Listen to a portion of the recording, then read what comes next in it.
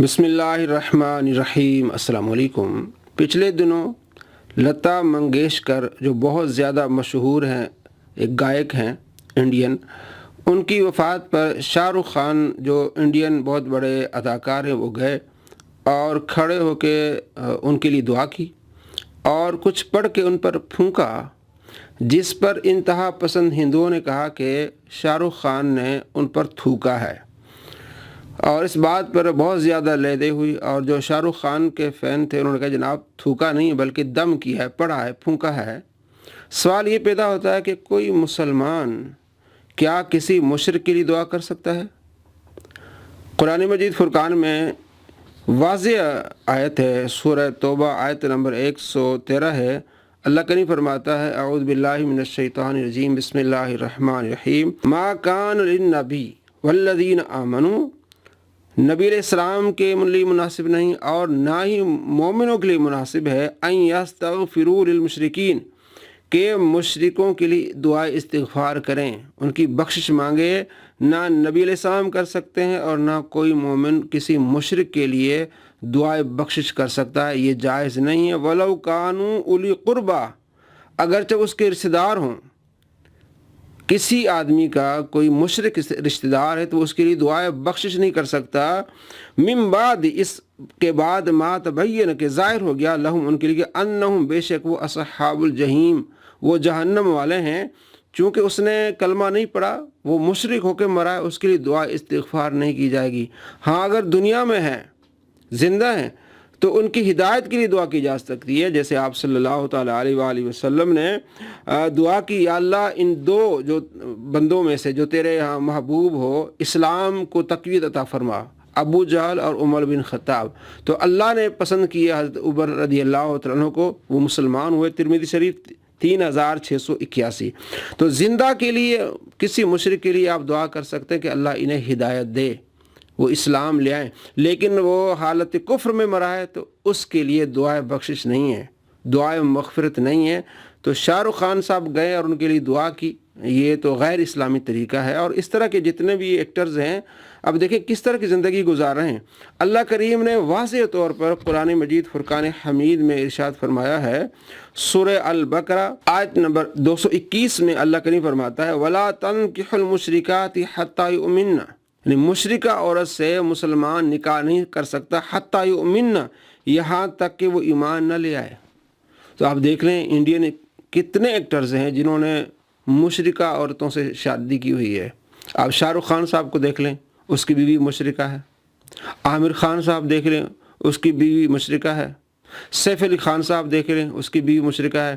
اور social media پہ آپ دیکھ لیں، سلمان خان صاحب کی اب جو ہے وہ ایک شادی ہونے والی ہے، باتیں چل رہی، وہ بھی ایک مشرکہ ہے۔ تو یہ کیا کرتے ہیں؟ نام کے مسلمان ہیں۔ اب دیکھیں، اب اللہ کریم نے واضح ارشاد فرمایا ہے کہ تم مشرکہ عورت سے نکاح نہیں کر سکتے یہاں تک وہ ایمان لے آئے، مومن ہو جائے، اسلام لے آئے، اس کے بعد اس سے شادی کر سکتے ہیں۔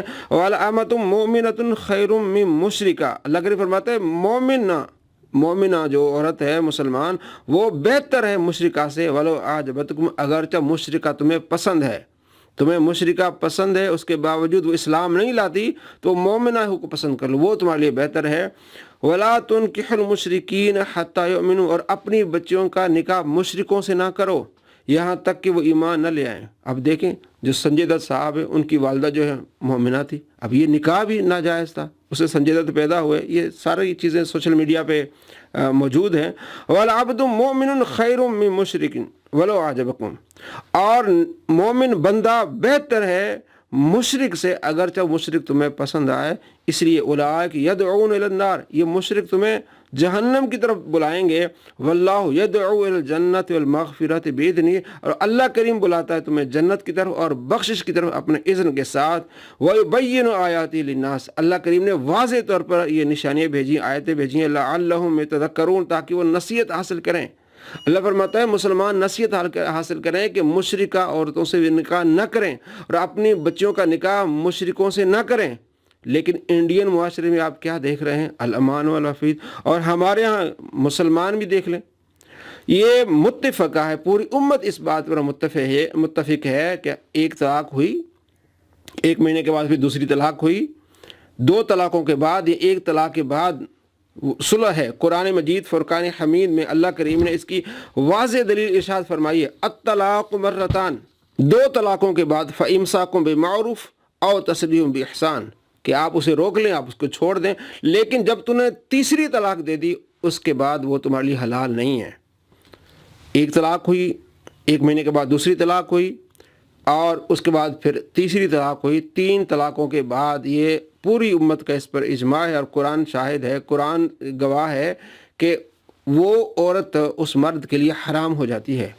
لیکن پچھلے دنوں کئی ہم نے اس طرح چیزیں دیکھی ہیں کہ جناب ایک طلاق ہوئی، پھر اس کے بعد دوسری طلاق ہوئی، صلح کی کوشش ہوئی، صلح نہیں ہوئی، تیسری طلاق ہو گئی، اس کے بعد پھر جناب صلح کر رہے ہیں، اور جب عدالت میں گئے، عدالت نے کہا جی ابھی 90 دن پورے نہیں ہو اس لیے صلح ہو سکتی ہے۔